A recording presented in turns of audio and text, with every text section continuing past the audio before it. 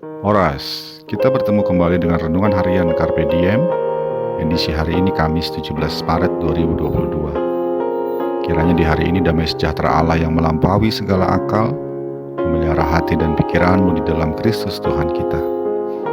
Mari kita memulai renungan firman Tuhan hari ini dengan menyanyikan buku ND nomor 785, ayat yang pertama dan kedua.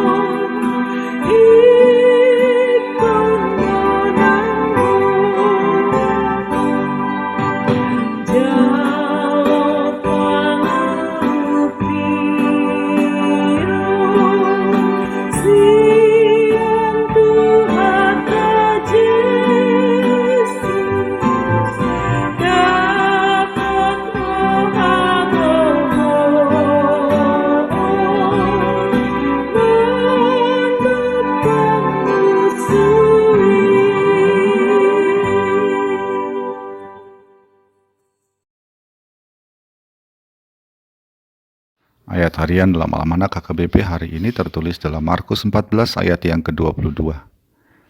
Dan ketika Yesus dan murid-muridnya sedang makan, Yesus mengambil roti, mengucap berkat, memecah-mecahkannya, lalu memberikannya kepada mereka dan berkata, "Ambillah, inilah tubuhku."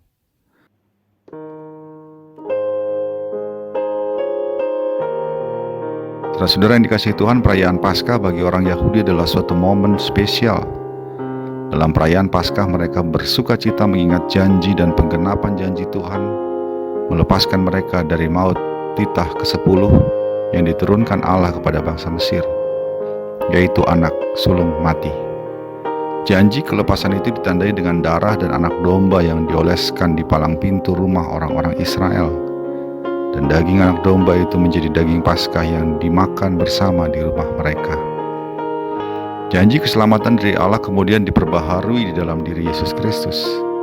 Janji bahwa umat akan diselamatkan dari maut karena dosa-dosa mereka. Janji itu ditandai bukan dengan darah dan tubuh anak domba, melainkan dengan darah dan tubuh Kristus anak Allah. Itulah sebabnya dalam perjamuan Paskah menjelang kematiannya, Tuhan Yesus memecah-mecah roti Paskah, lalu memberikan kepada murid-muridnya sambil berkata, "Ambillah, inilah tubuhku."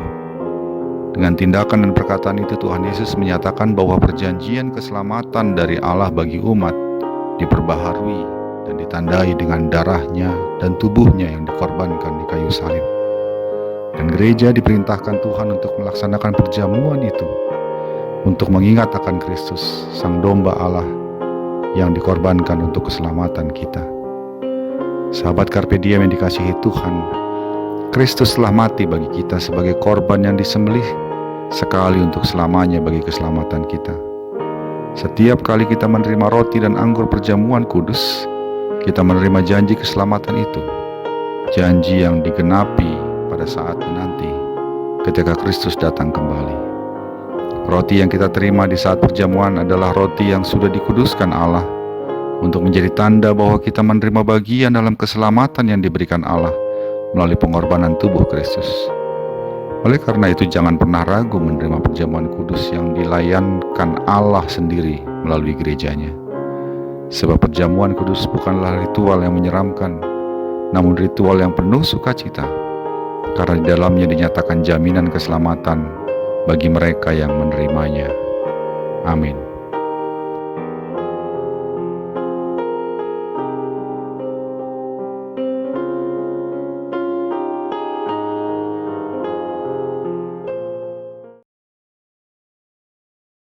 Marilah kita berdoa.